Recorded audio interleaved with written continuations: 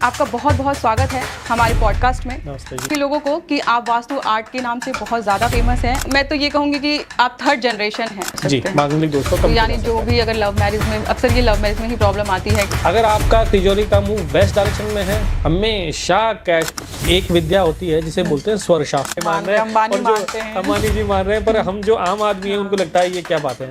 East facing रहे तो उसमें कैसी ग्रोथ रही, दरवाजे के बिल्कुल एग्जैक्टली सामने नहीं आना। वास्तु पे भी आएगा, आपकी पर्सनैलिटी पे भी आएगा। नमस्कार, आप देख रहे हो अपना डिजिटल प्लेटफॉर्म सक्रिय भारत और मैं हूं आपके साथ प्रेमा प्रियदर्शनी। एक बार और मैं रोमांचक पॉडकास्ट लेकर आई हूं, लेकिन ये रोमांचक इसलिए भी है क्योंकि ये आपके जीवन में हर दिन कुछ ना कुछ सुधार करेगा। वास्तु जीवन से लोगों ने बहुत बार सुना है कि बुरी नजर भी लगती है, कभी कभी निगेटिव एनर्जी भी फील होने लगती है। बहुत सारे क्षेत्र में आप ऐसे मिथ को भी लेकर घूमते हैं कि इंस्टा स्क्रॉल करते करते लगता है कि चलो इन्होंने ये बताया है हम ऐसा कर लेते हैं, चलो ये पंडित जी ऐसा बता रहे हैं हम ऐसा कर लेते हैं। पर हर चीज हर फील्ड के लिए नहीं बनी होती है। वास्तु एक ऐसी चीज है जो आपके जीवन पर बहुत असर डालती है। इसलिए मेरे प्यारे दर्शकों, मैं एक ऐसे व्यक्ति को अपने स्टूडियो में लेकर आई हूँ जो कि आपको हर चीज से अनुभव कराएंगे, जो अपने क्षेत्र में बहुत ज्यादा अनुभवी हैं। Joining us today is Mr. Ravindra Dadhich, a renowned Vastu expert and architect with over 30 years of experience. Coming from a family deeply rooted in Vastu Shastra and astrology, he blends this ancient wisdom with modern architectural knowledge gained from his degree in the USA. Having guided thousands of homes, offices and industries, Mr. Dadhich believes Vastu is not just about structures, but about harmonizing life's energies. We are honored to welcome him to the podcast. Ravindra Dadhich जी, आपका बहुत बहुत स्वागत है हमारे podcast में। नमस्ते जी। और मैं बताना चाहूँगी लोगों को कि आप वास्तु आर्ट के नाम से बहुत ज़्यादा फेमस हैं और आप मतलब मैं तो ये कहूँगी कि आप थर्ड जनरेशन हैं और बहुत ज़्यादा अनुभव है आपके पास। अक्सर ऐसा होता है कि लोग जब वास्तु के लिए जाते हैं तो कहीं मिथ में घूमते रहते हैं, तो कभी कभी ऐसा होता है कि चीज़ों में फंस कर ही रह जाते हैं। कहते हैं, एक जगह मैंने सुना था कि घर ऐसा बनाओ कि आपको सुकून दे, लेकिन वो घर तभी अच्छा बनेगा जब वास्तु के हिसाब से बना रहेगा। तो सबसे पहले आपका बहुत बहुत स्वागत है और मैं बहुत थैंक यू करना चाहूँगी कि आपने इतना कीमती समय हमारे लिए निकाला है, क्योंकि मुझे पता है कि आप आउट ऑफ कंट्री भी जाते हो, बहुत ज़्यादा आपके चाहने वाले हैं जिनको आप मिलते हो, उनके लिए भला कर रहे हो। बहुत बहुत थैंक यू मैडम, आपने स्टूडियो में बुलाया, हमारे को पॉडकास्ट के लिए बुलाया, thank you very much. Vastu को लेकर के क्या है कि लोगों में कई तरीके की धारणा बनी हुई है कि मकान में केवल और केवल वास्तु ही सब कुछ है जी। या केवल वास्तु गड़बड़ होने से ही लाइफ में पूरे चेंजेस आ जाते हैं, या वास्तु केवल इकलौती वास्तु के गड़बड़ होने से पूरी लाइफ तहस नहस हो जाती है। देखिए, ये पूरी बात 100% सही नहीं है। लाइफ में कई सारे फैक्टर्स जो है वो काम करते हैं। अपने कर्म भी जो है वो भी बड़ा इंपॉर्टेंट रोल प्ले करते हैं। कर्म के साथ साथ में आपका भाग्य जो है वो भी एक सिग्निफिकेंट रोल प्ले करता है। अगर भाग्य में वास्तु लिखी है तो ही आप वास्तु करा पाओगे, अगर आपके भाग्य में वास्तु नहीं लिखी हुई है तो आप वास्तु करा ही नहीं पाओगे। अगर आपके साथ एसोसिएटेड हैं, आपके स्टाफ, आपके परिवार वाले, आपके शादी होने के बाद पूरी लाइफ चेंज हो जाती है, आपके ससुर जी, सास, ये सब एक फैमिली मेंबर जो है उनका भी भाग्य डायरेक्ट आप उससे जुड़े हुए हैं। मतलब वो भाग्य भी जरूरी, वास्तु पे इफेक्ट करता है जी। अच्छा, तो भाग्य बहुत जरूरी है। दूसरी चीज, हर आदमी का अपने भाग्य के हिसाब से वास्तु निर्धारित होती है। देखिए, वास्तु दो तरीके से काम करती है। एक तो होती है वास्तु के कुछ फंडामेंटल रूल, जो कि आम आदमी को पता है कि अग्निकोण में, वायुकोण में किचन होनी चाहिए, साउथ में, वेस्ट में, और साउथ वेस्ट में बेडरूम का, मुखिया का बेडरूम होना अच्छा है, नॉर्थ ईस्ट में पूजा होना अच्छा है। इसके अलावा मेन एंट्री के जो 32 पद दिए हुए हैं, 32 द्वार दिए हुए हैं, उनके अंदर मेन एंट्री का होना, ये तो एक हुआ बेसिक चीज़। पर इसके अलावा कई आदमियों को क्या है कि कई दिशा बड़ी सूट करती है, और ये जो चीज़ डिफाइन होती है ये उनकी इंडिविजुअल की जन्म पत्रिका के हिसाब से होती है। एक घर के अंदर मान लीजिए 4 आदमी है, 5 आदमी है या 6 आदमी, जितने भी आदमी हैं, तो उन सब की इंडिविजुअल कुंडली का अवलोकन करने के बाद ये निर्धारित होता है कि किस आदमी को कौन सी दिशाएं ज़्यादा फल देगी और कौन सी दिशा फल कम देगी। कई बार आपने देखा होगा कि आदमी की कुंडली, आदमी ने वास्तु के हिसाब से तो मकान बना लिया, पर उसके बावजूद भी जो है उसको तरक्की, सक्सेस नहीं मिली। वो उसमें मकान में घुसने के बाद प्रॉब्लम आने लग गई। कई आदमी आपको कहते हुए जरूर सुनेंगे कि नहीं हमने तो खूब वास्तु कराई, अलग अलग विद्वानों को दिखाया, उसके बाद भी हमारे को रिजल्ट नहीं आया। तो उसके पीछे जो एक अहम कारण ये भी है कि आप अपनी जब भी वास्तु के अंदर वास्तु दिखाते हैं तो जरूर जन्म पत्रिका जरूर दिखाएं। इसके अलावा वास्तु निष्फल है, केवल वास्तु को लेके करेंगे तो ये बात पूरी तरीके से सत्य नहीं है। तो आपने तो हमें बहुत नई चीज़ बताई कि जैसे अक्सर लोग ऐसा होता है कि जब जाते हैं घर बनवाने तो वो सोचते हैं कि हाँ वास्तु के हिसाब से हम बनवा रहे हैं, बट पर्सन टू पर्सन होता है। ये आपने हमें एक नई चीज़ बताई है कि अगर जैसे जितने घर में लोग हैं तो सबके हिसाब से उनके कमरे उनकी कुंडली के हिसाब से भी होने चाहिए। इसको मैं एक बड़े सिंपल तरीके से आपको समझाता हूँ। जैसे देखिए क्या है कि आजकल आप हिंदुस्तान में एडवाइस किससे भी लीजिए, सब तुरंत आपको 1000 एडवाइस दे देंगे, हर फील्ड के एडवाइस दे देंगे। आपकी थोड़ी तबीयत खराब है तो आपको चल पड़ोसी भी एडवाइस दे देगा, आपको केमिस्ट भी दे देगा, कंपाउंडर भी दे देगा, डॉक्टर भी दे देगा। तो ये कैटेगरी हो गई। ऐसे ही वास्तु में क्या है कि आपको हर जना एक एडवाइस देने के लिए तैयार है। आपको पड़ोसी भी दे देगा, गूगल के ऊपर भी मिल जाएगी, इंटीरियर डिज़ाइनर भी आपको एडवाइस दे देंगे, पर उनका एक जो नॉलेज है इस फील्ड को लेकर के वो एक लिमिटेड ही नॉलेज है। इसकी अगर आपको गहराई तक जाना है तो इसमें एस्ट्रोलॉजी का भी इन्वॉल्वमेंट मस्ट है, जरूरी है। इसके बिना वास्तु जो है ज़्यादा काम नहीं आएगी। यानी वास्तु और जो हमारा एस्ट्रोलॉजी है वो कनेक्टेड है साथ में ही। जी, कनेक्टेड नहीं, मैं ये कहूँगा कि वास्तु के जितने भी फॉर्मूले बने हुए हैं, वास्तु के जितने भी रूल्स बने हुए हैं, वो सारे एस्ट्रोलॉजी से ही डिराइव हुए हैं। फॉर एग्जाम्पल आपको बताता हूँ कि अग्नि कोण में किचन होनी चाहिए। उसके पीछे जो मेन कारण है कि साउथ ईस्ट कोना जो है वो मंगल का है। अच्छा, मंगल क्योंकि अग्नि का कारक है, मंगल में तेज है, तो अगर अग्नि कोण में मंगल की दिशा के अंदर अगर आप रसोई बनेगी तो बहुत ज़्यादा उत्तम है। इसीलिए जितने भी हमारे विद्वानों ने, ऋषि महर्षियों ने अग्नि कोण में किचन बनाना जो है वो सबसे ज़्यादा फलदायी माना गया। जी अच्छा, जैसे आपने एस्ट्रो का हमें बताया तो बहुत बार ऐसा होता है कि जैसे जो मांगलिक लड़की है या लड़का कोई भी हो सकता है, वो अक्सर ऐसा करते हैं कि जैसे नॉन मांगलिक से अगर शादी हो गई तो पहले तो परिवार ही बहुत ज़्यादा डरा होता है कि नॉन मांगलिक से शादी हो रही है और थोड़ा प्रॉब्लमेटिक जीवन हो सकता है, क्योंकि लोग डरते हैं नॉन मांगलिक टू मांगलिक से शादी करने के लिए। बट ये कितना सही है, और अगर ये मांगलिक और नॉन मांगलिक शादी नहीं कर सकते हैं तो कुछ तो उपाय उनके लिए होते ही होंगे।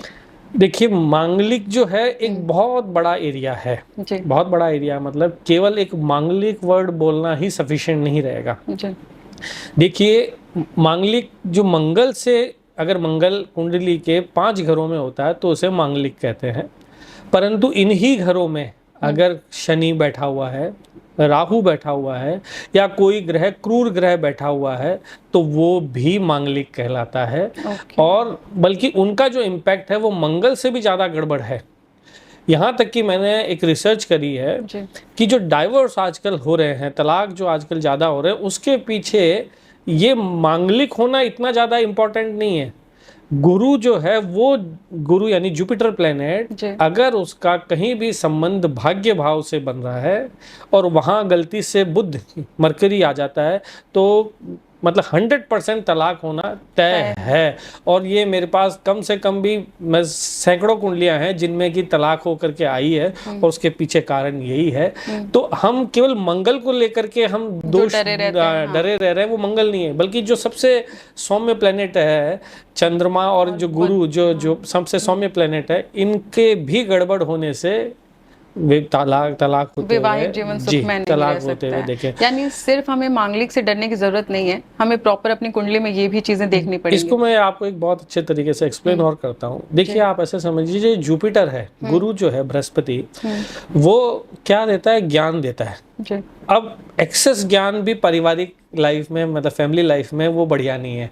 हस्बैंड या वाइफ 24 घंटे ज्ञान ही दे रहा है, वो सामने वाले की नहीं सुन रहा, तो वो उनको कोई भी प्रॉब्लम आ रही तो उसका सॉल्यूशन नहीं निकाल रहा, केवल ज्ञान दे करके सॉल्यूशन निकाल रहा है, तो वो शादी या तो सक्सेसफुल नहीं रहेगी, नहीं तो उसमें बड़ी तकलीफ आएगी जी। तो केवल और केवल मंगल से ही नहीं डरना चाहिए, ये एक बात हुई। दूसरी बात ये है कि शास्त्रों में अगर कोई बीमारी लिखी है तो उसका इलाज भी लिखा है। अच्छा। अगर मांगलिक दोष किसी के है तो उसका इलाज भी शास्त्रों के अंदर दिया हुआ है। इसमें मेन चीज ये है कि अगर शादी से पहले अगर ध्यान दें तो उसका इलाज विधिवत हो जाता है। बाद में तो पूजा पाठ, दान पुण्य और मंत्र जाप के द्वारा आप उसकी नेगेटिविटी को काफी हद तक कम कर सकते हैं, या ये बोले कि एकदम से खत्म भी कर सकते हैं, तो वो भी संभव है। तो यानी जो शादी से पहले अगर कोई रेमेडी करना चाहे तो क्या रहेगा मांगलिक वालों के लिए? देखिए, शादी से पहले कई तरीके, इसमें इंटेंसिटी देखा जाता है कि मंगल की, या जिसे बोले कि क्रूर ग्रहों की विवाह के लिए वो गड़बड़ कर रहे हैं। सर्वोत्तम उपाय क्या है? वृक्ष विवाह। लड़के के का अगर है तो वृक्ष विवाह कराना चाहिए, लड़की का है तो कुंभ विवाह कराना चाहिए। अगर किसी का उपाय अगर पूछे तो सबसे बढ़िया उपाय है कि विष्णु विवाह या फिर कुंभ विवाह लड़कियों के लिए बहुत अच्छा है। किसी भी हिसाब से अगर मान लीजिए कि अगर कुंडली में ऐसा दोष दिख रहा है तो विष्णु विवाह करवाना चाहिए, कुंभ विवाह करवाना चाहिए। दूसरी चीज ये देखें कि अगर लड़के का है तो वृक्ष विवाह जरूर करवाना चाहिए। अच्छा। अगर इंटेंसिटी उसकी थोड़ी कम है तो मंत्र जाप के द्वारा भी इसको निष्फल किया जा सकता है। लड़के के लिए मंत्र जाप कई तरीके से हैं, लड़की के लिए जो है वो गौरी स्तुति का भी है, लड़की के लिए कात्यायनी का भी है, और एक दो मंत्र और भी हैं, उनके द्वारा भी इसका प्रभाव को मांगलिक दोष हम कम कर सकते हैं। मांगलिक दोष को कम किया जा यानी जो भी अगर लव मैरिज में, अक्सर ये लव मैरिज में ही प्रॉब्लम आती है कि लोग सोचते हैं कि नॉन मांगलिक से शादी करनी। बहुत बार बच्चे हाइड भी कर लेते हैं अपने पेरेंट्स से, वो बताते भी नहीं है, बट आई थिंक कि अब उन्हें वो उपाय मिल चुका है। तो आगे बढ़ते हुए, जैसे जो ये वास्तु रेमेडी होती है, ये इफेक्टिव होती है? देखिए, वास्तु रेमेडी जो है, ये एक बहुत अच्छा सवाल आपने किया, क्योंकि ये एक बहुत बड़ा एक लोगों में मिथ है, भ्रम है, जो आजकल वास्तुकार चला रखे हैं कि केवल कलर चेंज कर दीजिए, वहां पे लाल पट्टी लगा दो, पीली पट्टी लगा दो। देखिए, ये सब कुछ हद तक ठीक है, पर हर जगह ये चीज एप्लीकेबल नहीं होती। इसको समझने के लिए हम इसको 3 कैटेगरी में वास्तु में हम इसको डिवाइड करते हैं। पहला है कि सूक्ष्म दोष, फिर एक आ गया मध्यम दोष, और एक आ गया महादोष। यानी कि एक तो 100% गलत है, एक है ऑलमोस्ट 50% के आसपास, और एक बहुत छोटा दोष है। तो जो बड़े दोष है उनकी रेमेडी संभव नहीं है। बड़े दोषों में हो गया एक तो आपका जैसे नॉर्थ ईस्ट का गड़बड़ होना, वो काफी बड़ा दोष कहला गया है, उसकी रेमेडी मत करना चाहिए, उसको जहां तक हो सके उसको प्रॉपर विधिवत सही ही करना चाहिए। एक हो गया साउथ वेस्ट का, एक हो गया ब्रह्म स्थान का। अगर इन 3 जगह पे अगर कोई ब्लंडर्स हैं तो इनको आप रेमेडी में ना जाएं, इसमें कोई रिजल्ट नहीं आएगा। ये हमने खूब जगह ट्राइड एंड टेस्ट करके देखे, इनका कोई रिजल्ट नहीं है। स्पेशली एंट्री का, साउथ वेस्ट की एंट्री अपने आप में बहुत बड़ा दोष है। साउथ वेस्ट के अंदर गड्ढा होना, उसका भी कोई सॉल्यूशन नहीं है।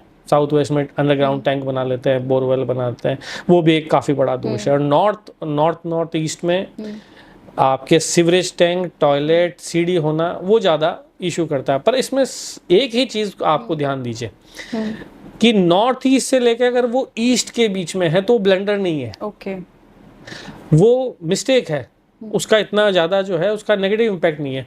पर नॉर्थ ईस्ट से लेकर के और नॉर्थ के बीच में अगर सीढ़ी है, टॉयलेट है, सीवरेज टैंक है, तो ये ब्लेंडर है। तो जो नॉर्थ ईस्ट को भी हमने 2 पार्ट में डिवाइड कर दिया, नॉर्थ से लेकर के नॉर्थ ईस्ट और नॉर्थ ईस्ट से लेकर के ईस्ट।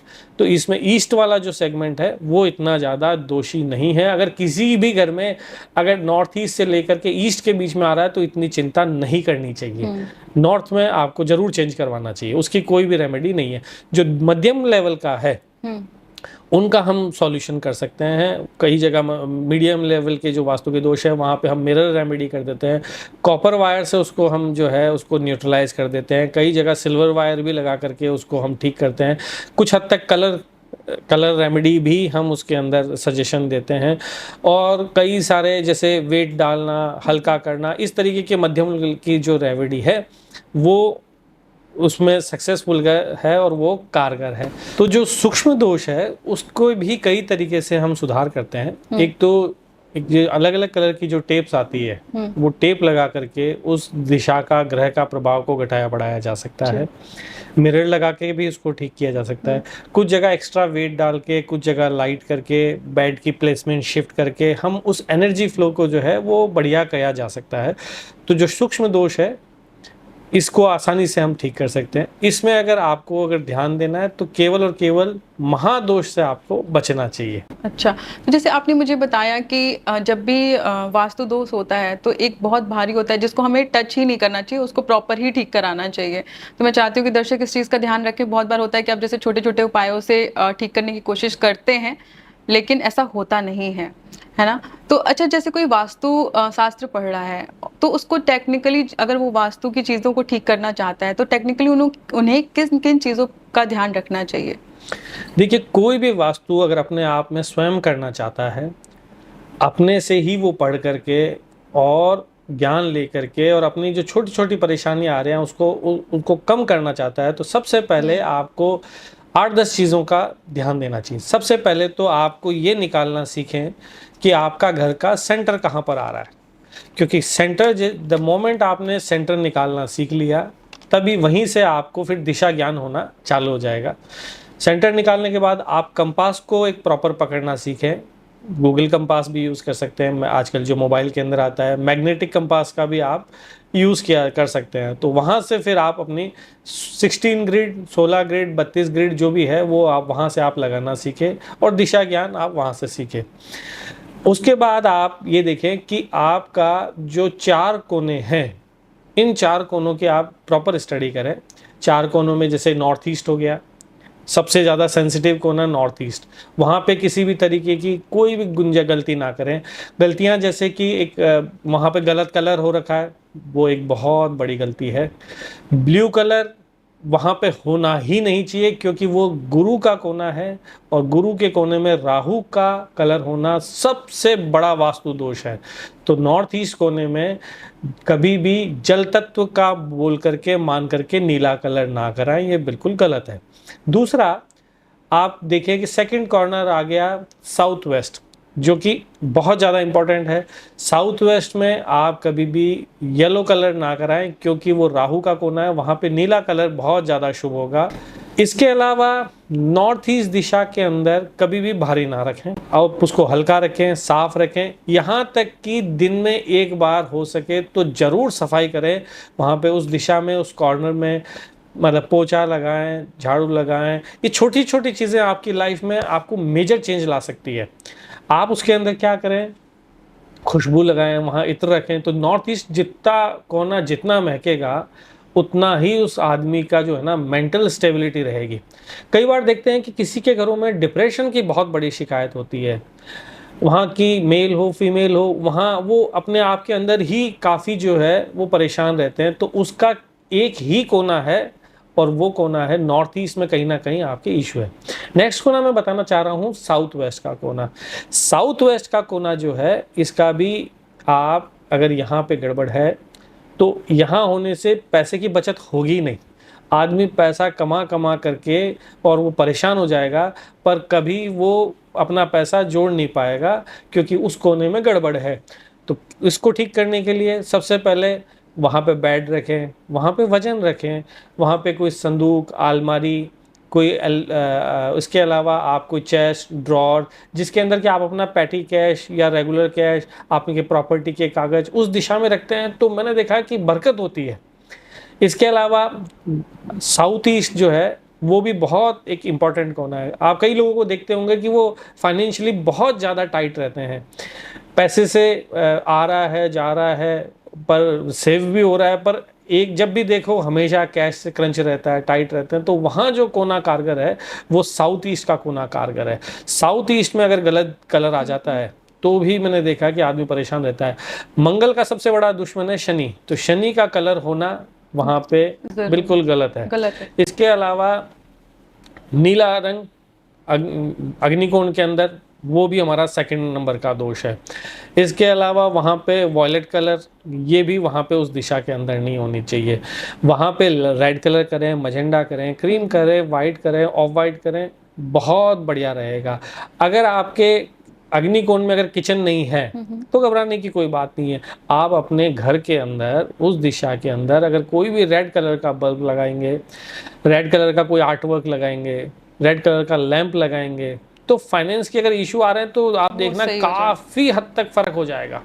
इसके अलावा नॉर्थ वेस्ट में जिसके भी इशू, नॉर्थ वेस्ट में आप जो भी वास्तु सीख रहे हैं उनको ये जरूर देखना चाहिए नॉर्थ वेस्ट में कि नॉर्थ वेस्ट जो कोना है वो है बुध का।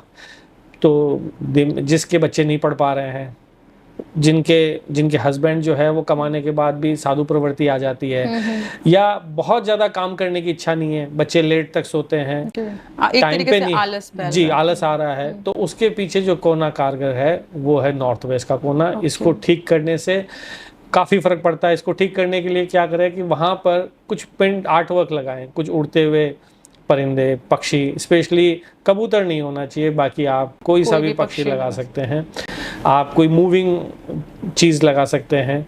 वहाँ के ऊपर आप अपनी जैसे गाड़ी की फोटो, उड़ते हुए विमान की फोटो, एरोप्लेन की फोटो आप लगा सकते हैं। ये जो छोटी छोटी चीजें करने से नॉर्थ वेस्ट को आप काफी हद तक ठीक कर सकते हैं। तो जो भी वास्तु कर रहा है वो नॉर्थ वेस्ट कोने को जरूर देखे। तो इन कोनों में अगर आप ये जो मैंने वास्तु के आपको 4 कोने बताए हैं, इन कोनों को भी ठीक करने से वास्तु काफी हद तक ठीक हो जाती है। अच्छा, जैसे अभी आपने मुझे बताया, मतलब अभी जो आप सारी रेमेडी बता रहे थे, तो इसमें एक चीज आपने बोला कि जैसे धन वृद्धि का बताया आपने, तो अक्सर ऐसा होता है कि लोगों को पता ही नहीं होता ऐसी वो कौन सी गलती करते जाते हैं या वास्तु का दोष हो जाता है कि जिससे कि उनके कर्जे बढ़ते जाते हैं, उनको पता ही नहीं चलता और वो कर्जे में ऑटोमेटिक आ जाते हैं और फिर वो ठीक भी नहीं कर पाते क्योंकि उनको एक्चुअल रीजन पता भी नहीं होती। तो इसके लिए हम एक तो पहली बात हम पता कैसे करें कि ये हो रहा है, और दूसरी चीज अगर है तो उसे हम ठीक कैसे कर सकते हैं? देखो, मैं आपको 3 चीजें बताऊंगा, वो चीज आप अपने आप खुद ऑब्जर्व करें। सबसे पहले तो आपकी सेविंग नहीं हो पा रही है जी, और हर साल आपका कर्जा बढ़ते हुए जा रहा है, लोन बढ़ते हुए जा रहा है। तीसरा, आपका हमेशा मॉनेटरी क्रंच रहता है। तो उसके लिए आपको मैं 2-3 फॉर्मूले बताता हूँ। पहला तो फॉर्मूला ये है कि साउथ वेस्ट में आप अपनी तिजोरी को जाके देखें। आपकी तिजोरी का मुंह कौन सी डायरेक्शन में है। अगर वो ईस्ट डायरेक्शन में है तो आपके पास पैसा आता रहेगा, जाता रहेगा, चलता रहेगा। अगर आपका तिजोरी का मुंह वेस्ट डायरेक्शन में है, हमेशा कैश क्रंच रहेगा, हमेशा डूबे रहेंगे, उधारी में रहेंगे, परेशान होते हुए रहेंगे। और अगर आपकी तिजोरी का मुंह अगर साउथ डायरेक्शन में गलती से हो गया तो आपके मान के चले कि वो हमेशा खाली पड़ी रहेगी। अच्छा। उसमें धूल ही जमेगी, उसको मतलब आपका ना तो पैसा उसमें आएगा और ना जाएगा। यानी कर्जे से मुक्ति मिल कर्जा तो छोड़े, मतलब खाने के भी लाले पड़ जाएंगे। अच्छा। तो अगर वही तिजोरी का मुंह अगर आपके नॉर्थ डायरेक्शन में है तो पैसे का फ्लो बढ़िया रहेगा, पैसा आपका जुड़ेगा ही जुड़ेगा। आप कितने भी परेशान हो जाओ पर कहीं ना कहीं से जब भी रिक्वायर होगी पैसा आएगा और वो अलमारी कभी खाली नहीं दिखेगी आपको। अंदर उसमें हमेशा कुछ ना कुछ सामान भरा हुआ ही रहेगा। जो सबसे बड़ी लोग गलती करते हैं वो एक तो ये करते हैं कि साउथ वेस्ट कोने में जहां अलमारी रखी है उसके आसपास में जूते रख देते हैं, उसी के नीचे मतलब जूते का स्टोरेज गंदा करके रखते हैं। जो हमारे डे टू डे के गारमेंट्स वगैरह हैं, अगर वो धुले हुए हैं तब कोई दिक्कत नहीं है, गंदे हैं तो वहाँ पर इशू है। तो अगर उस कोने में अगर दिक्कत है उसको चेंज करने से भी तुरंत ही फायदा मिलेगा। नेक्स्ट चीज जो आप देखें कि साउथ वॉल पे और वेस्ट वॉल पे अगर गलती से भी मिरर लगा हुआ है तो फाइनेंशियली आप टाइट रहेंगे, आप तकलीफ में रहेंगे। इन 3 चीजों को अगर आप कर लेंगे, आप देखना तुरंत ही आपको चमत्कार दिखेगा। आप इतनी इंटरेस्टिंग बात बताते जा रहे हो और मुझे ऐसा लग रहा है कि दर्शकों को बहुत ज़्यादा फायदा होने वाला है। तो अब मेरे मन में और क्वेश्चंस उठने लगे हैं। तो जैसे वास्तु के बारे में आपने बताया कि ये बारीकियां होती हैं तो हम कर्जे से भी मुक्ति पा सकते हैं, इवन हमारी बढ़ोतरी धन की भी कैसे हो सकती है, आपने सब हमें बताया। लेकिन अक्सर कहते हैं ना, जहाँ पॉजिटिव है वहाँ निगेटिव भी होता ही है। तो जैसे बहुत लोग मानते हैं, शगुन को मानते हैं, तो क्या शगुन भी रिलेटेड है वास्तु से? शगुन का आपने बहुत अच्छा इंटरेस्टिंग टॉपिक लिया है। शगुन तो इतना ज्यादा जरूरी है। अगर कोई वास्तुकार किसी के भी घर में वास्तु करने जा रहा है और वहां पे अगर उसको शगुनों का ज्ञान नहीं है तो ये मान के चलो कि सामने वाले का कभी भला होगा ही नहीं। आप जब घर से निकलते हैं तो अपने आप ही प्रकृति जो है वो आपको इंडिकेशन देने लग जाती है कि नहीं, सामने वाले के जिसके जा रहे हैं उसका काम होगा या नहीं होगा, उसके वास्तु के रिजल्ट आएंगे या नहीं आएंगे। इसके लिए शगुन शास्त्र का सबसे इजीएस्ट माध्यम है। जैसे आप शगुन शास्त्र की बात कर रहे हो, तो अक्सर जैसे हमारे जो बुजुर्ग हों या आम कभी भी निकलते हैं तो ऐसे लोग होता है कि जैसे छींक आ गई तो लोग कहते हैं अरे मत जाओ, मतलब, या फिर 2 बार छींक आनी चाहिए। तो ये सब चीजें क्या इतनी वाकई में रिलेवेंट हैं या ये शगुन शास्त्र में आती हैं? नहीं, देखिए, छींक का तो अपने आप में बड़ा ही एक जबरदस्त है। इसका ज्यादातर लोगों को मैंने देखा है कि ज्ञान नहीं है। इसको आप समझिए जी। देखिए, जब भी छींक एक ही छींक नहीं होती है, टोटल 6 तरीके की छींकें होती है। तो जो छींक है, आप कभी भी कोई इंपॉर्टेंट काम के लिए जस्ट आप घर से निकले और या फिर उसके घर में एंटर होने जा रहे हैं जिसके भी आपको कोई इंपॉर्टेंट काम के लिए जा रहे हैं, तभी छींक वैलिड है। अदरवाइज रास्ते में जाओगे, 2 किलोमीटर का 10 किलोमीटर का रास्ता है, रास्ते में 500 आदमी छींक रहे, उससे कोई देखना नहीं चाहिए, विचार भी नहीं करना चाहिए। केवल आप अपने घर से निकलते समय और सामने वाले के ऑफिस या घर में एंटर होते समय ही अगर छींक हो रही है तो उसको ही नोटिस करना चाहिए। अब इसमें टोटल 6 छींक होती है। एक तो होती है सामने की, एक राइट साइड की, एक लेफ्ट की, एक पीछे की, 4, एक ऊपर की और एक नीचे की। टोटल 6 तरीके की छींकों का वर्णन है। इसमें कहा है सन्मुख है प्राणनाशाय है। जो सामने की छींक है वो सबसे ज्यादा बेकार है। और दूसरी, मतलब घर से जैसे निकले और निकलते ही किसी ने सामने छींक दिया, वो वाली सबसे बेकार छींक है। इसके अलावा राइट साइड की छींक, वामे च धनक्षम, यानी राइट साइड की छींक है तो आप जिस काम के लिए जा रहे हो वो काम नहीं बनेगा, आपका लॉस ही होगा। पर अगर किसी ने पीठ पीछे छींक दिया तो आप मान के चलो जो काम करने जा रहे हो वो आपका काम 100% होगा। अच्छा। आप घबराओ मत, निकल जाओ, आपका काम बनेगा ही बनेगा। वही अगर छींक लेफ्ट में हो जाए तो ये तो इतनी बढ़िया छींक है, इसका उदाहरण तो रामचरितमानस में भी दिया गया है। अच्छा। रामचरितमानस में जब राम जी जब वन में थे और भरत जी उनके पास आ रहे थे तो सब लोगों को लगा कि ये तो राम जी के ऊपर हमला करने आ रहे हैं। तो जैसे ही उन्होंने कहा भाई युद्ध की तैयारी करो, तो एक उदाहरण आता है कि एतना कहत छींक भई बाहें, कहत सगुनिया खेत सुहाए, यानी कि ऐसे बोला कि युद्ध की तैयारी करो, जैसे बोलते ही उल्टे हाथ में छींक हुई। तो शगुन जानने वाले ने कहा कि अरे नहीं, ये युद्ध के लिए नहीं आ रहे, ये तो प्रेम करने के लिए आ रहे, राम जी की भक्ति प्राप्त करने के लिए आ रहे हैं। तो इसलिए कभी भी लेफ्ट में छींक हो निकलते ही या किसी के भी घर में घुस रहे हैं उसके, तो ये मान के चलो कि आपका काम जबरदस्त होने वाला है। ऊपर अगर छींक हो तो ये है अशुभ है, और अगर नीचे छींक है, जैसे आप ग्राउंड फ्लोर पे रहते हैं, फर्स्ट फ्लोर पे रहते हैं, किसी ने सेकंड फ्लोर पे छींक दिया तो अशुभ है, नीचे छींक दिया तो ये बहुत शुभ है। तो अगर आप ये छींक से डरे नहीं, आप ये देखें कि कौन सी वाली छींक है, पॉजिटिव है या नेगेटिव है, और आप इसका पालन करना, देखना, बड़ा ही जबरदस्त रिजल्ट है इसका। अच्छा, यानी ये तो बहुत नई बात हमारे दर्शकों को पता चली है, क्योंकि अक्सर ऐसा होता है कि अगर हम काम से जा रहे हैं और छींक कहीं, मतलब हमें तो नहीं पता कि 6 टाइप की छींक होती है और इससे इतना इफेक्टिव होता है, बट आपने जो बताया ये बहुत नई चीज है। क्योंकि अगर हम काम से जा रहे हैं और अगर शुभ वाला छींक है तो हमें जरूर ही जाना चाहिए, क्योंकि हमारा काम इससे बनेगा। इसमें एक थोड़ा सा किंतु परंतु इतना सा है जी, कि जब भी 2 बार छींक हो तो उसको फिर वो छींक को इस शगुन शास्त्र में नहीं जोड़ना चाहिए। अच्छा। इसके अलावा कई आदमी, आजकल तो बंद हो गया, नहीं तो पहले जो नाक के अंदर ना तंबाकू डाल के भी छींका करते थे, अगर ऐसा कोई छींक रहा है या कोई जानबूझ के छींक रहा है तब भी फिर इसको विचार नहीं करना चाहिए।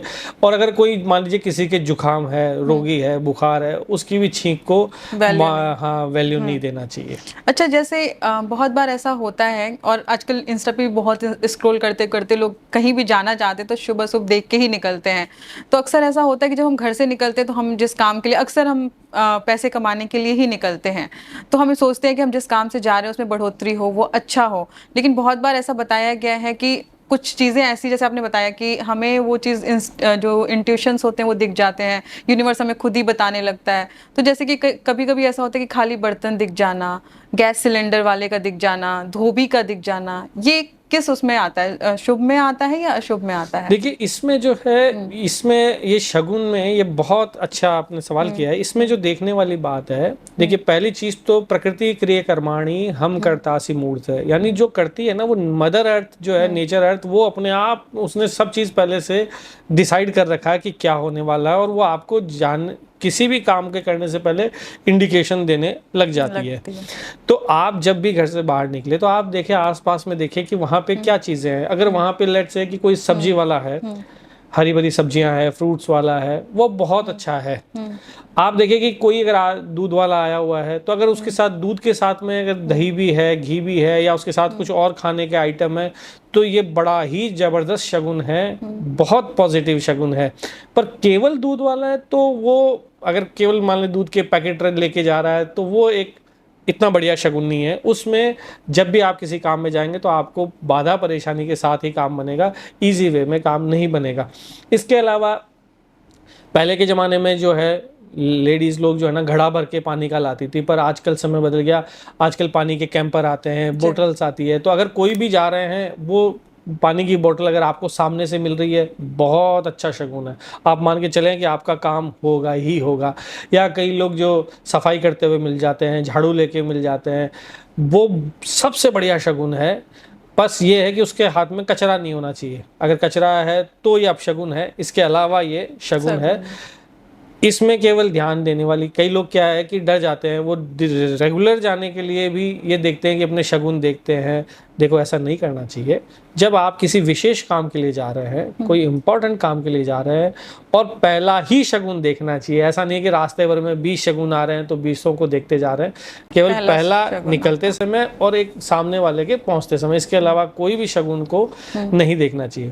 जैसे आप शगुन की बात बता रहे हो, तो जैसे बहुत बार ऐसा हमने सुना भी है, बट मैं जानना चाहती हूँ क्योंकि हम दर्शक को बहुत पारदर्शिता देना चाहते हैं, ट्रांसपेरेंसी देना चाहते हैं, क्योंकि आपको बहुत नॉलेज है, इसलिए मैं चाहती हूँ कि दर्शकों को हर छोटी छोटी बात पता चले। तो अक्सर लोग बोलते हैं जैसे जिस काम के लिए, जैसे मान लीजिए मैं जा रही हूँ और मैं अपने मान लीजिए मेरे किसी ऑफिस में मेरा काम बनना है, इंटरव्यू के लिए जा रही हूँ, तो बहुत बार लोग कहते हैं कि आप अपना पैर ऐसे रखो, दायां पैर रखो, बायां पैर रखो। तो ये क्या है? मतलब देखिए, ये क्या है, एक विद्या होती है जिसे बोलते हैं स्वर शास्त्र जी। ये अपने आप में बड़ी ही चमत्कारिक विद्या है जी। और अगर इस विद्या का अगर आप यूज करेंगे, फॉलो करेंगे, तो देखेंगे बहुत अच्छे रिजल्ट्स मिलते हैं। आप थोड़ा सा अपने शरीर के जो सांस लेते हैं, नोस्ट्रल जो है, उसमें देखें कि लेफ्ट में आ रहा है या राइट में स्वर चल रहा है।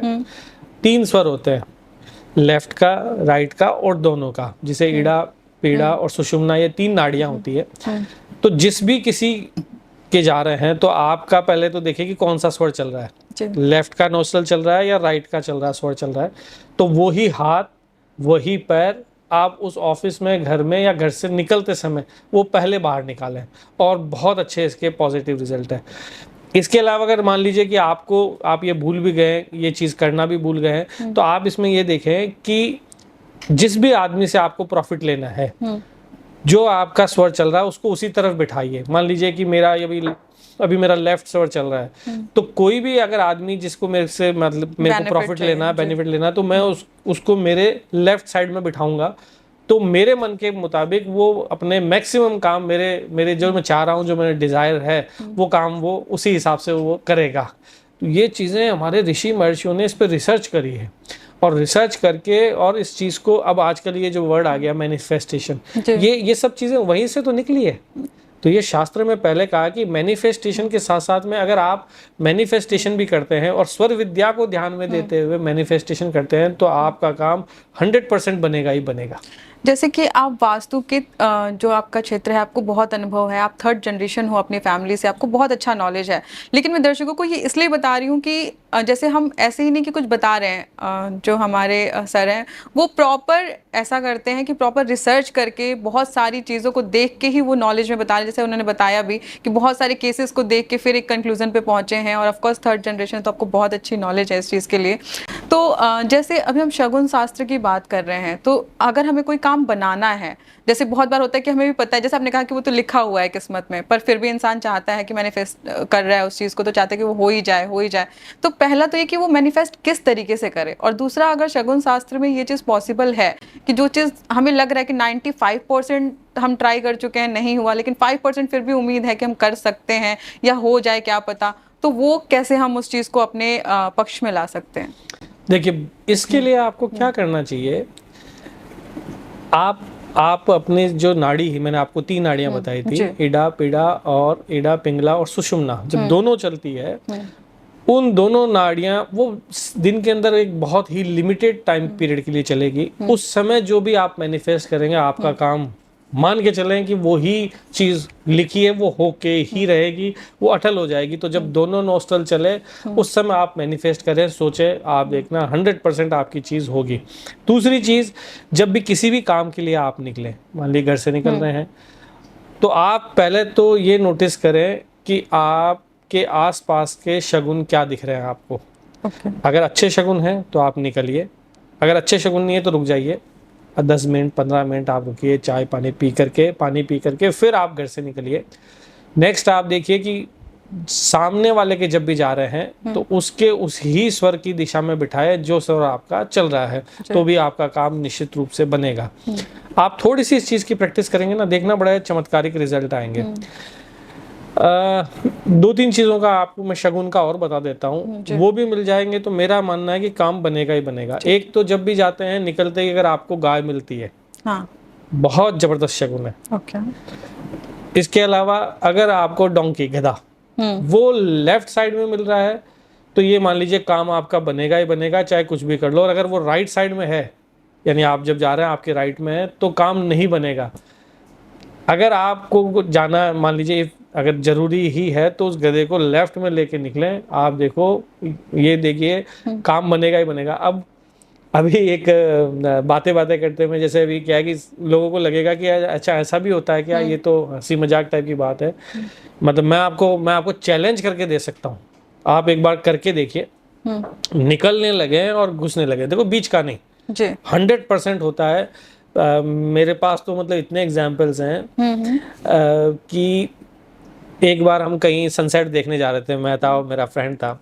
तो वो जो है वो अच्छा मॉडर्न पढ़ा हुआ, कॉन्वेंट से पढ़ा हुआ है, और वो जाने लगे तो हमारे राइट साइड में मेरे को डोंकी दिखा। तो हम जब जाने लगे तो मैंने कहा कि अब नहीं चलेंगे, आज कुछ नहीं होगा। तो अरे बोला, रवि जी आप क्या बात कर रहे हो, इस एज के अंदर भी आप ऐसी बात करते हो, ऐसा होता है क्या? तो मैंने कहा कि नहीं चलें तो ठीक रहेगा, पर उन्होंने मेरे को इंसिस्ट किया, नहीं चलते हैं, कुछ नहीं होता, सब मन की बहम। मैंने कहा चलो कोई बात नहीं, आप एक काम करो, अब हम जा रहे हैं ऊपर, मुझे नहीं पता, पर हमारा जो ये जर्नी है वो बढ़िया नहीं रहेगी। कैसे बढ़िया नहीं रहेगी मुझे नहीं पता। हम ऊपर पहुंचे तो जो हम सनसेट देखने पहुंचे, वहां बैठने की एक तो व्यवस्था नहीं थी, इतनी जबरदस्त धूप थी, तो हम मतलब परेशान हो गए। हम करीब 4-4:30 के आसपास चले गए थे। 1 घंटे बैठने के बाद में अचानक से बादल आ गए और उसने पूरा सनसेट को कवर कर लिया। हम लास्ट में बिना सनसेट देखे हुए हम परेशान होकर के नीचे उतरे। तो मेरे फ्रेंड ने कहा कि भाई आज तुम्हारे मैं शगुन शास्त्र को मान गया। तो ये तो एक छोटा सा एग्जाम्पल है जी। और भी अगर आपको मैं बताऊं, आप खुद देखिए ना, 100% मतलब ये रिजल्ट ओरिएंटेड है। यहाँ तक अपन तो देखिए हमारी बुद्धि में ये डाल दी गया कि शगुन वगुन कुछ नहीं होता। देखिए मैं आपको एक इंटरेस्टिंग किस्सा सुनाता हूँ। बिल्कुल, बिड़ला जी का किस्सा सुनाता हूँ। बिड़ला जी के जो मैंने भी ये किस्सा जो है ना अपने गुरु जी से सुना था। बिड़ला जी के एक गुरु हुए हैं गणेशी लाल जी। तो वो उन्होंने बिड़ला जी को, जेडी बिड़ला जी को मुहूर्त निकाल के दिया कि आप जब घर से निकले तो इस तारीख को इतनी बजे इतने मुहूर्त बज के जो मिनट पे आप निकल जाइएगा। फर्स्ट टाइम जब वो बिजनेस करने निकले तब की बात है। तो उस समय एक काला सांप आया और उसके ऊपर एक सोन चिड़ी आके बैठ गई। ये एक विशेष तरीके की पक्षी होता है जो राजस्थान में ज़्यादातर पाया जाता है। राजस्थान, मध्य प्रदेश में और कुछ पार्ट में उत्तर प्रदेश में पाया जाता है, जो कि एक बहुत बढ़िया शगुन के रूप में माना जाता है। पर काला नाग जो है वो अपशगुन के रूप में माना जाता है। तो बिड़ला जी डर गए, वो वापस अपने गुरु के पास गए कि गुरुजी ये तो मेरे को अपशगुन मिल गया। तो गुरुजी ने उनको डांटा, बोला तूने क्या किया, तूने मेरा सारा मुहूर्त खराब कर दिया। अब जो तेरे को बनना था उस 16 आने का तू एक ही आना रहेगा। अब तू चला जा और वापस लौट के यहाँ मत आना, तेरा भाग्य चमकेगा। तो वापस से बिड़ला जी गए और जहाँ तक मैंने सुना है कि बिड़ला जी लौट करके अपने गांव वापस कभी नहीं गए, क्योंकि वो उस मुहूर्त को टालना नहीं चाहते थे। अब देखिए हमारे आम लोगों को हमारे को ये क्या चीज सिखा दिया कि नहीं शगुन वगुन कुछ नहीं होते। बिड़ला जी मान रहे हैं, बड़े बड़े पैसे वाले मान रहे हैं, और जो अंबानी जी मान रहे हैं, पर हम जो आम आदमी है उनको लगता है ये क्या बात है। तो देखिए यही बात है कि इसको जो है ना मिलेनियर्स जो है वो नहीं मानते, लखपति लोग नहीं मानते, अरबपति खरबपति लोग इस चीज को मानते हैं। और शगुन बहुत ही मतलब अपने आप में एक शगुन शास्त्र बहुत वैल्यूबल है, इससे हमें पता लग रहा है आपकी बातों से, क्योंकि सच में आज की जनरेशन तो बिल्कुल ही, जो हमारी जेनजी जनरेशन है वो तो बिल्कुल ही नहीं मानती है, और जो बीच वाले हैं वो बेचारे कंफ्यूज घूम रहे हैं कि हम माने कि नहीं माने, करें क्या।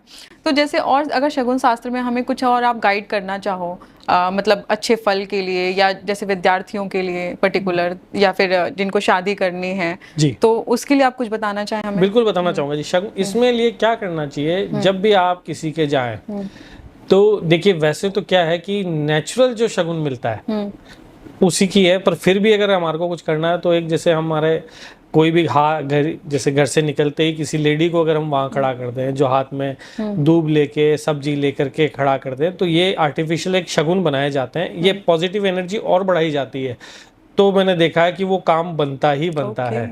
आप जब भी घर से निकले, आप कोई भी देवता का, स्पेशली शादी के लिए निकल रहे हैं या किसी स्पेशल काम के लिए निकल रहे हैं, तो एक गणेश जी का कोई भी एक मंत्र जो है वो याद करके निकले। मेरा पूरा विश्वास है कि काम बनता ही बनता है। तो ये छोटी छोटी चीज़ आप करें, आपके लाइफ में 100% पॉजिटिव चेंजेस आएंगे। ये तो हमने बात की शगुन शास्त्र की, लेकिन आपको नॉलेज इतना है कि हम चाहते हैं कि हम सब कुछ निचोड़ लें, कि हमारे दर्शकों को वो एक, जहाँ वो नॉलेज में फंसते हैं या उनको अच्छी पारदर्शिता या सही लाइन लेंथ नहीं मिल पाता है, तो मैं चाहती हूँ कि जैसे आपको एस्ट्रोलॉजी की भी बहुत अच्छी नॉलेज है, तो थोड़ा हम इस पर भी बात करें, और साथ ही साथ वास्तु का भी हम बात करते हुए चलेंगे, क्योंकि दर्शकों को बहुत ज़्यादा कन्फ्यूज़न भी होता है कि बहुत चीज़ों में कन्फ्यूज़ हो जाते हैं वो, एस्ट्रोलॉजी में भी, वास्तु में भी। शगुन शास्त्र का तो मुझे ही सुन के बहुत अच्छा लग रहा है कि अच्छा इतनी चीज़ें, मतलब एक्चुअल में सच बताऊँ तो मैं भी थोड़ा कम मानती थी बट अब मैं प्रॉपर मानने वाली हूँ। तो जैसे हम बात करें कि जैसे बहुत लोग की जो शादी होती है वो बहुत देर में होती है, या फिर शादी की जो देरी है, क्या वो भी वास्तु शास्त्र में आता है या फिर ये एस्ट्रोलॉजी में आ जाता है? पहले तो मैं यही जानना चाहूंगी। एक चीज तो मैं आपको बड़ा आसान क्लियर कर देता हूँ। देखिए, वास्तु और ज्योतिष एक ही है, एक ही सिक्के के दो पहलू है। अगर आप इसको सोचें कि वास्तु अलग है ज्योतिष अलग है, ऐसा नहीं है। दूसरी बात, अगर आपकी कुंडली में ये दोष लिखा हुआ है कि आपकी शादी लेट होगी, तो आपको ऑटोमेटिकली कमरा ही वो मिलेगा जो आपको रोकेगा। ओके। अगर आपको कमरा, अगर मान लीजिए कि साउथ वेस्ट का कमरा मिल गया या नॉर्थ ईस्ट का कमरा मिल गया, तो आपकी कुंडली में कहीं ना कहीं ये लिखा है कि भाई तेरी शादी में बाधा होना है, तुम्हारी शादी में परेशानी होना है, तभी वो कमरा मिला, नहीं तो कमरा भी आपको नहीं मिलेगा। अच्छा। इसके अलावा मान लीजिए कि किसी की भी लाइफ में अगर अपने फैमिली के साथ में डिस्प्यूट है, वाइफ के साथ में डिस्प्यूट है, तो उनका कमरा शेरमुखी ही होगा। ओके। क्योंकि वो तभी वो तो अग्रेशन आएगा ना, नहीं तो अग्रेशन आएगा ही नहीं। उसका कमरे का मतलब अग्निकोण बढ़ा हुआ मिलेगा, या कमरा शेरमुखी आगे से चौड़ा होगा, पीछे से छोटा होगा। अदरवाइज तो वो चीज 99% होगी ही नहीं। यानी जो हमारा जो शादी में विलंब है वो कहीं ना कहीं वास्तु का भी इफेक्ट है प्रॉपर। जी, शादी का विलंब जो है वो वास्तु का भी है और ज्योतिष का भी है। देखिए, बिना दोनों के बिना ये चीज संभव ही नहीं है। अच्छा, जैसे बहुत बार ऐसा होता है, और आजकल तो इतना कहते हैं युद्ध भी छिड़ा हुआ है, जैसे अनिरुद्धाचार्य का भी बयान आया हुआ है, साथ ही प्रेमानंद जी का भी बयान आता रहता है, लेकिन जैसे लोग कहते हैं कि चरित्र का भी खराब होना, ये भी वास्तु का ही इफेक्ट होता है। देखिए, दो चीज है जी। चरित्र का खराब होना, पहली चीज तो अगर आदमी का चरित्र खराब है तो उसकी लाइफ में कुछ भी अच्छा नहीं है। मेरे मानना तो ये कि वो एक चीज जो है उसमें मल्टीपल फैक्टर्स है। उसमें माता पिता का भी एक अहम योगदान है, उसमें यार दोस्तों का भी एक अहम योगदान है, उसमें उनके जो पार्टनर्स हैं उनका भी एक अहम योगदान है। ये जो चरित्र जो गड़बड़ होता है, ये इसको आप दो कैटेगरी से देख सकते हैं। पहला तो देखिए आप एस्ट्रोलॉजी से, किसी का भी लगन और लग्नेश अगर पापी ग्रहों के बीच में, मैलेफिक प्लैनेट्स के बीच में है, तो उसका चरित्र गड़बड़ होगा ही होगा।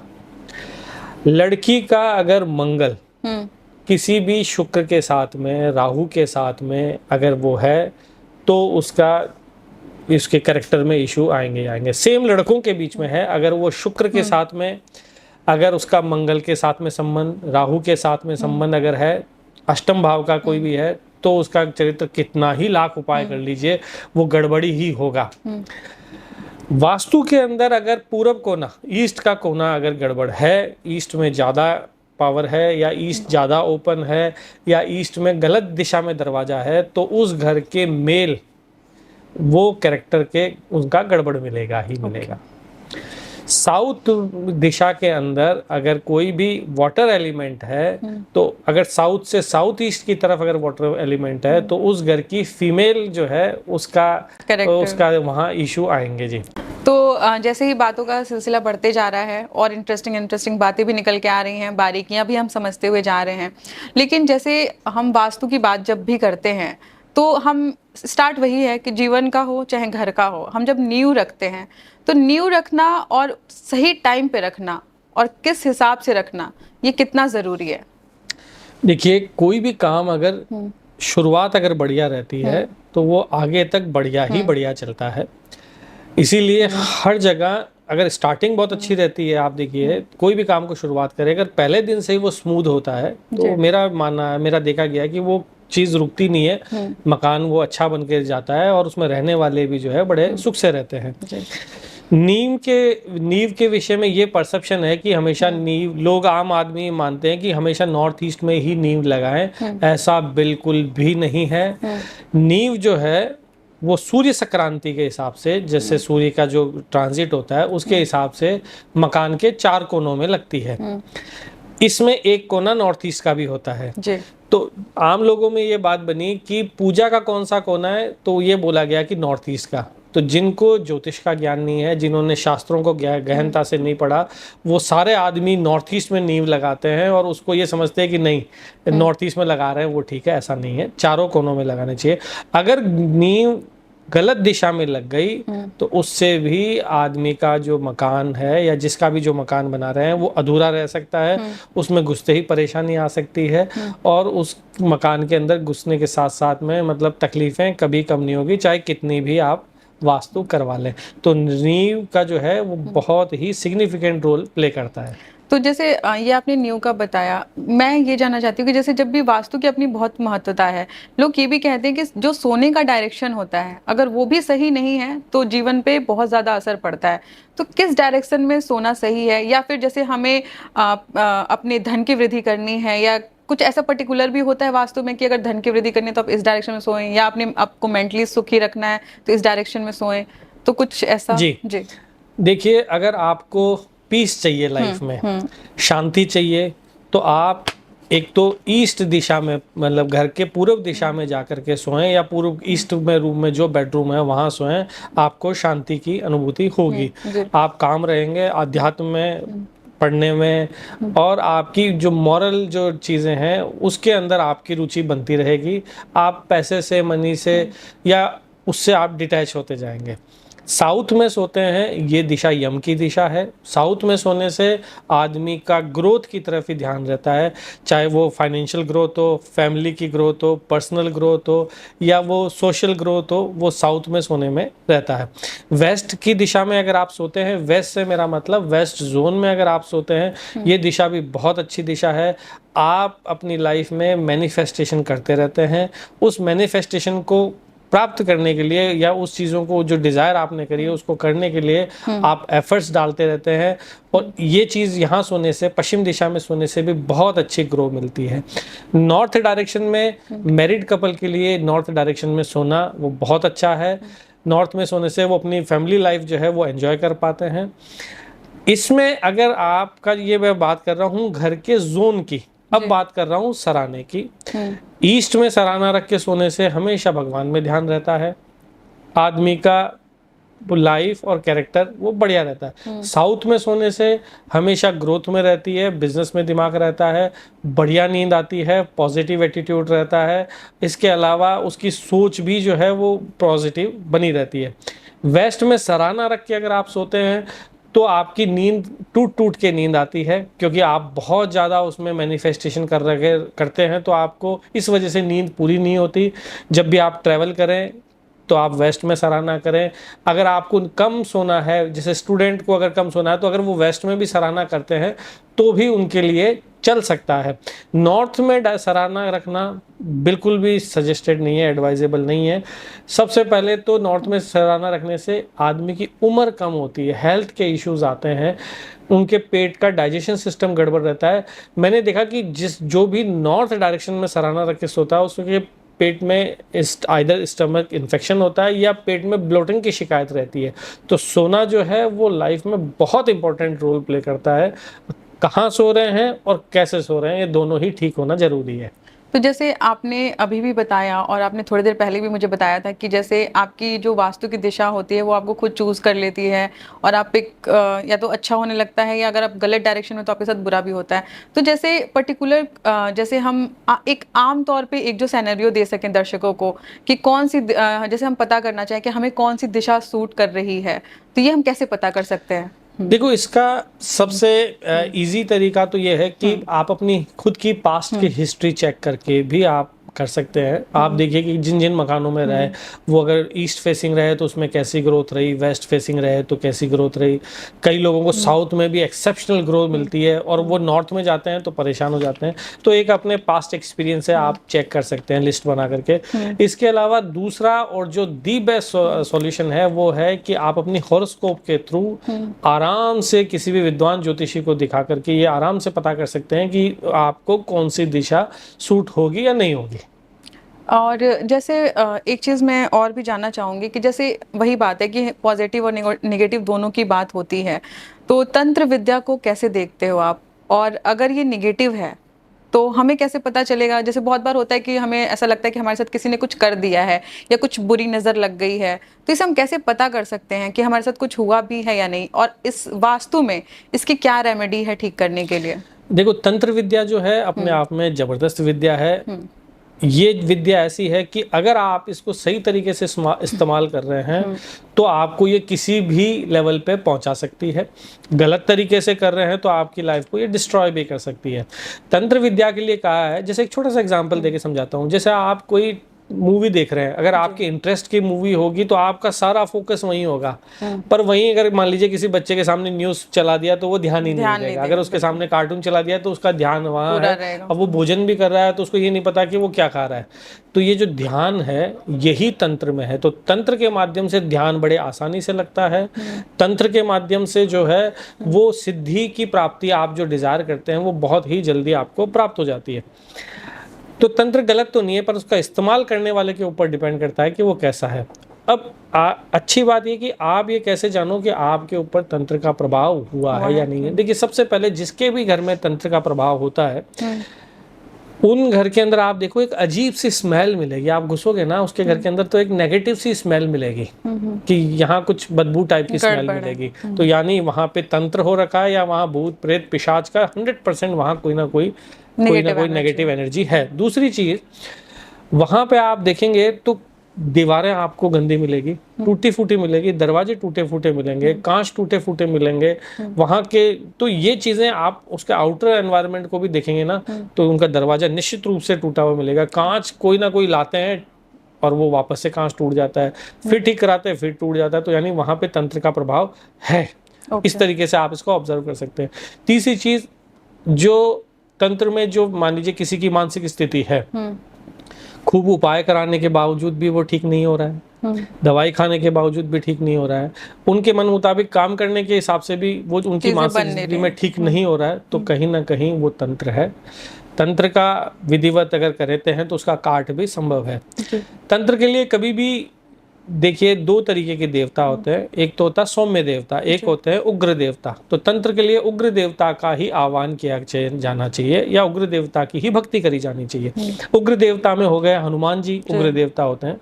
इसके अलावा दुर्गा जी, काली, इसके अलावा आप देखें भैरव, इनकी उपासना करने से आपको तंत्र का काट संभव है।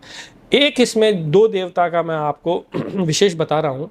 शिव का भी अघोर स्वरूप है, एक शिव का अघोर मंत्र है, अगर उसका भी जाप करते हैं तो भी तंत्र का नष्ट हो जाता है। एक जो चीज़ है वो है नरसिंह देवता की अगर पूजा करें, नरसिंह भगवान की पूजा करें तो भी तंत्र जो है नष्ट हो जाता है। इसमें नरसिंह गायत्री मंत्र है। जिस भी घर में तंत्र का लगे उसके घर के जो आदमी है वो डेली उसको 108 बार करे, लोबान जला करके या धूप जला करके और दीपक जला करके देसी घी का आप नरसिंह स्तोत्र का पाठ करें। अगर कोई तंत्र किसी ने कर भी दिया है तो उसी दिन से उसकी काट होना ये मान लो चालू हो चुकी है। ओके। तो यानी हम नेगेटिव एनर्जी में अगर घिरे हुए हैं तो ये कुछ सिंबल्स होते हैं कि हम उससे जानकर अपने आप को आगे अच्छे वे में ठीक कर सकते हैं।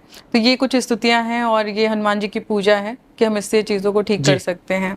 अच्छा, जैसे बहुत बार ऐसा होता है कि जैसे हमने शगुन शास्त्र की भी बात करी, तो मैं इसमें जानना चाहती हूँ कि जैसे हम क्या करते हैं कि जैसे हम रास्ते में जा रहे हैं और बिल्ली रास्ता काट देती है, तो फिर हम कहते हैं अरे यार अभी तो नहीं जाना क्योंकि बिल्ली ने रास्ता काट दिया, या वी कैन लाइक कि वेट करते हैं हम कि अच्छा ठीक है एक पर्सन थोड़ा गुजर जाए फिर हम वहाँ से निकलेंगे।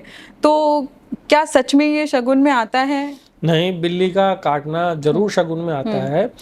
और ये बिल्ली का काटना केवल अपशगुन ही नहीं है, इसमें एक शगुन भी है। जब भी बिल्ली आपको देख करके अगर रास्ता काट रही है, तब ये शगुन जो है ना वो मायने रखता है। अगर वो राइट से लेफ्ट की तरफ जा रही है बिल्ली, यानी आपके राइट हैंड से अगर वो लेफ्ट हैंड की तरफ जा रही है, तो ये बहुत ही पॉजिटिव शगुन है। अच्छा। पर अगर वो लेफ्ट से राइट की तरफ जा रहे हैं तो ये बहुत बड़ा अपशगुन है। तो अब आप ये देखो कि पहले तो ये देखो कि वो शगुन है या अपशगुन है। अगर वो शगुन है तो फिर जाइए, आपका काम बनेगा। पर अगर वो अपशगुन है तब थोड़ा वेट करें, 10 मिनट, 5 मिनट, 1 मिनट, 2 मिनट कुछ रुके, फिर आप जाइए। फिर वो आपके लिए उतना ज़्यादा नेगेटिव नहीं रहेगा। आपने बहुत नई चीज़ बताई, क्योंकि अक्सर जब भी हम सुनते हैं तो सोचते हैं कि बिल्ली ने रास्ता काट दिया, हम नहीं जाते ही नहीं हैं। बट ये शगुन पे भी होता है, ये हमें दर्शकों को नई चीज़ें ही पता लगी हैं। एंड आई होप कि वो अपने लेफ्ट राइट का केयर करके आगे बढ़ेंगे। अच्छा, जैसे मैं चाहती हूँ कि जो हनुमान जी हैं वो बहुत शक्तिशाली माने जाते हैं। कहते हैं कलयुग के अवतार ही वही हैं, हर जगह पे कलयुग में याद करो तो हनुमान जी होते हैं। तो ये तो एक बात कही गई है, लेकिन मैं आपसे जानना चाहती हूँ कि क्या हनुमान जी वाकई में शक्तिशाली हैं, कलयुग में हैं, या उनकी पूजा सब चीज़ों पे भारी हो के निवारण बनती है? देखिए, हनुमान जी जो है जैसे रुद्र का, शिव का एक अंश है। जैसे 11 रुद्र, उसमें से एक रुद्र हनुमान जी को भी माना गया है। तो वहाँ पे शिव जी की भी उनको पावर मिली हुई है।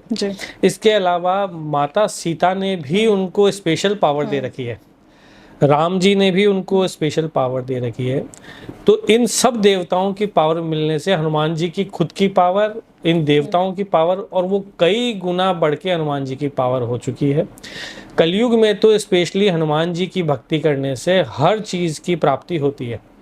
जो 7 चिरंजीवी हैं कलयुग काल में, उन 7 चिरंजीवियों में एक हनुमान जी भी हैं। अगर हनुमान जी की भी हनुमान जी में भी अलग अलग स्वरूप है। देखिए, एक तो हनुमान जी का स्वरूप है दास स्वरूप में। अगर आपको भक्ति चाहिए तो दास स्वरूप हनुमान जी को भजो, जो भगवान राम के सामने हाथ जोड़ करके बैठे रहते हैं। दूसरे हैं कि अगर आपको उनसे आनंद की प्राप्ति चाहिए, आपको उनसे एक सिंबल चाहिए, तो आशीर्वाद रूपी मुद्रा में जो हनुमान जी बैठे रहते हैं वो भी एक बहुत जबरदस्त चमत्कारी मूर्ति है। उनकी पूजा करने से हर तरीके के काम जो है वो मांगलिक काम होते हैं। तीसरे हनुमान जी हैं वीर हनुमान जी, जो आपने देखा होगा कि हाथ में गदा और पहाड़ लेकर के और उड़ते हैं। ऐसे हनुमान जी को वीर हनुमान जी बोला गया है। जिसको भी किसी कार्य सिद्धि के लिए हनुमान जी की पूजा करेंगे तो वो कार्य निश्चित रूप से सिद्ध होगा ही होगा, क्योंकि हनुमान जी लंका की तरफ पहाड़ लेके जा रहे थे तो उन्होंने दुष्कर कार्य को जो है ना पूरा किया। इस वजह से कार्य सिद्धि के लिए आपको ऐसे हनुमान जी की पूजा करनी चाहिए। जिसके ऊपर भी तंत्र है, मंत्र है, कोई ऐसा काम है जो कि इम्पॉसिबल काम है, उसके लिए काले हनुमान जी की विशेष रूप से प्रार्थना करी जानी चाहिए। उनकी पूजा करने से हर तरीके का तंत्र मंत्र वो निवारण होता है। कई जगह पर आपको काले हनुमान जी की मूर्ति मिल जाएगी। हमारे जयपुर में भी एक बहुत अच्छे काले हनुमान जी के हैं, गुड़गांव में भी काले हनुमान जी की मूर्ति है। तो आप इन हनुमान जी की अगर पूजा करते हैं तो निश्चित रूप से मैंने देखा है कि आपको फल मिलेगा ही मिलेगा। तो हनुमान जी कलयुग में साक्षात जागृत अवस्था में हैं और सारे देवताओं का पावर मिल करके वो हनुमान जी के पास आ चुका है। तो कलयुग में केवल और केवल मेरा मानना है ये एक ही देव जो है वो बड़े चमत्कारिक स्वरूप में है। अच्छा, जैसे आपने हनुमान जी की इतनी सारी चीज़ें बताई, बहुत बार लोग कहते हैं कि महिलाओं को हनुमान जी की पूजा नहीं करनी चाहिए, तो ये एक सच्चाई है या ये मिथ है? और अगर महिलाएं करें भी पूजा तो किस हनुमान जी की पूजा करें? देखिए, ये 100% मिथ ही है। जो हनुमान जी जिसके मान लीजिए सिद्धि मार्ग में है, तो हनुमान जी की देखिए वो पिता रूप में हम उनको पूज सकते हैं, उसमें कहीं कोई दिक्कत वाली बात नहीं है। इसमें ये माना गया है कि जब स्त्री का जब अशुद्धि काल हो जी। वो 7 दिनों तक वो ना तो दर्शन करें, ना स्पर्श करें और ना ही मंदिर में प्रवेश करें। इसके अलावा आप जैसे हनुमान जी को पूजे, जैसे पुरुष पूजता है, उसमें कहीं कोई मनाही नहीं है। दूसरा आपका सवाल था कि वो किस हनुमान जी को हाँ, पूजे। हनुमान जी का जो भी स्वरूप आपको मैंने आपको बताया हनुमान जी के स्वरूप, आपकी जो कामना है आप उस कामना उस से स्वरूप के हनुमान जी को अनुसार। ध्याइए। हनुमान जी निश्चित रूप से आपके हर मनोकामना देखिए पूर्ण करेंगे ही करेंगे। अच्छा, जैसे अभी आपने लाइक पीरियड्स की बात बताई कि अगर ये चीज़ होती है तो मतलब 7 दिन तक नहीं करना चाहिए। तो जैसे उन दिनों में ऐसा तो नहीं है कि सम टाइम ऐसा होता है कि उसी 7 दिन में हम बहुत ज़्यादा भगवान को याद करते हैं, कुछ हमारे साथ घटना घटित हो जाए, तो हमें किस भगवान को याद करना चाहिए, या फिर हमें मतलब हम किसकी पूजा कर सकते हैं? देखिए इसमें क्या है, हर चीज का एक क्या शुद्धि काल होता है। जी इस समय के अंदर ना तो देखिए मंत्र जाप करें, जी। ना आप किसी देवता जी मंदिर के अंदर प्रवेश करें। अगर फिर भी मन में भाव आ रहा है तो मानसिक जाप कभी भी कर लें, उसका कोई मनाही नहीं है। जिस भी अवस्था के अंदर आप मानसिक जाप करना चले, उसमें बोल के नहीं होता, उसके मन के अंदर ही जाप करें तो वो भी उसका भी उतना ही रिजल्ट मिलता है जितना कि मंदिर जा करके करता है। उसके बाद में क्योंकि मंदिर की भी क्या होती है, हर चीज की एक पवित्रता होती है। वो जो मंदिर के नियम बने हैं उनको हमारे को देखिए नहीं तोड़ने चाहिए, पर अगर मन में है तो निश्चित रूप से करना चाहिए। जहां तक बात है कि कौन से देवता की करें, इसमें ऐसा नहीं है। जिसमें आपका भाव, जिसको मिठाई में लड्डू पसंद है वो लड्डू खाए, जिसको गुलाब जामुन पसंद है वो गुलाब जामुन खाए, जिसको नमकीन पसंद है वो नमकीन खाए। ये खूबसूरती केवल और केवल हमारे हिंदू समाज में ही है, और समाजों में तो क्या रिस्ट्रिक्शन कर दिया। तो आपको जिस देवता पे आपका भाव है आप उसमें निश्चित रूप से करें। अच्छा, एक चीज़ मैं आपसे जानना चाहूँगी कि जैसे ये तो हमने सारी चीज़ों को कवर किया क्योंकि दर्शकों को बहुत सारा नॉलेज हमें पहुँचाना था, लेकिन जैसे अगर मैं आपसे कहूँ कि क्योंकि समय का अभाव है, तो मैं जानना चाहूँगी कि अगर जैसे आप थोड़ा सा वास्तु लोगों को समझाना चाहें विद इन जितना भी टाइम आप देना चाहते हैं उतने में, तो क्या समझाओगे आप कि किन किन चीज़ों को कैसे ठीक करें, क्या पॉइंट्स रहेगा? तो थोड़ा मैं चाहती हूँ कि आप दर्शकों को ज़रूर बताइए। देखिए वास्तु में तो हजारों रूल है, पर आपको एक बहुत अच्छी चीज बताता हूँ। जो नेचुरल फ्लो है, जैसे आप घर में घुसते ही सामने कोई चीज की टक्कर नहीं होनी चाहिए। किसी बेडरूम में घुस रहे हैं, वहां पे बेड सामने नहीं आना चाहिए, दरवाजे के बिल्कुल एग्जैक्टली सामने नहीं आना चाहिए, क्योंकि वो उसकी एनर्जी फ्लो को रोक रहा है। अच्छा। आप किसी में घुसते ही किसी भी घर में जाएं, ऑफिस में जाएं, तो सामने एक पॉजिटिव चीज हो, वहां कोई अच्छा सा प्लांट रखा हो, सुंदर सी कोई पेंटिंग रखी हो, घुसते ही लगे कि नहीं मैं कोई बहुत अच्छी जगह चीज में आया हूँ। कोई डरावनी फोटो नहीं होनी चाहिए, है ना, क्योंकि आप जा रहे हैं किसी घर में, गंदगी तो सबसे बड़ा दोष है। बेसिक जैसे मान के कोई दीवार टूटी हुई है, ये छोटी छोटी चीजों को आप ऑब्जर्व करेंगे ना। एक्चुअल में चाहे वास्तु के कितने भी रूल लगा लीजिए, पर आपको एनर्जी फ्लो को, छोटी छोटी चीजों को सुधारना पड़ेगा। आप रूम में घुसते हैं, वहाँ पे बढ़िया सा इत्र लगा हुआ है, बढ़िया सी फ्रेग्रेंस लगी हुई है। वास्तु अपना जो देवता का काम तो वो करेंगे, पर घुसने ही आपका एक बार के तुरंत ही लगा वाह क्या बढ़िया जगह आ गए, आधा मूड तो आपका वैसे ही सही हो जाता है।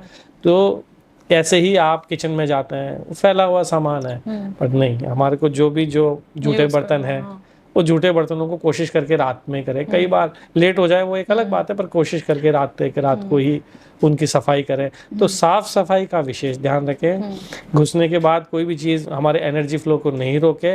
इसके अलावा बढ़िया लाइटिंग करें, बढ़िया पेंटिंग करें, आदि वास्तु की चीज़ें, तो उससे ही सुधार आना चालू हो जाता है। जैसे अभी आपने बताया रात को जूठन बर्तन नहीं रखना चाहिए, तो जो जूठा बर्तन रखते हैं, मान लीजिए कभी कभी ऐसा होता है कि आजकल का जो लाइफस्टाइल है उसमें अक्सर ऐसा लोग कर ही दे रहे हैं, तो क्या इसकी बिल्कुल ही मनाही है? क्योंकि ऐसा मैंने सुना है, मैं आपसे जानना चाहती हूँ क्योंकि आपको बहुत अच्छी नॉलेज है, तो इससे दरिद्रता आती है जूठे बर्तन रात में रखने से? देखिए ये बात तो देखिए फॉर श्योर है कि जूठे बर्तन रेगुलर आप रखते हैं तो वो दरिद्रता ही है। उसको आप देखिए रिलेट करिए ना, आपने जूठे बर्तन रेगुलर छोड़ा तो वहां पे उसमें कुछ ना कुछ फूड वेस्ट तो होगा ही होगा। वो फूड वेस्ट है, वहां पे आप जब मॉर्निंग में आएंगे तो आपको एक अजीब सी स्मेल रहेगी, ठीक है जी। आप उठेंगे, आपको वो स्मेल आ रही है, आपका दिमाग वैसे ही खराब रहेगा कि ये क्या बात हुई। कोई भी नया आदमी लेगा, उसने बोला कहाँ मैं आ गया, खुद भी आते हैं। तो जैसे आप गंदे में रहने लगते हो, वो आज चीज आपको नहीं पता चलता, पर आपके वो सबकॉन्शियस माइंड में वो चीज प्रवेश कर चुकी होती है कि नहीं ये गंदा है। तो जब आप एक बार गंदा रहना चालू कर दीजिए, आपको गंदे गंदे ही मतलब वही चीज़ आपको अच्छी नहीं लगने लग जाती है। तो ये एक हैबिट नहीं होनी चाहिए।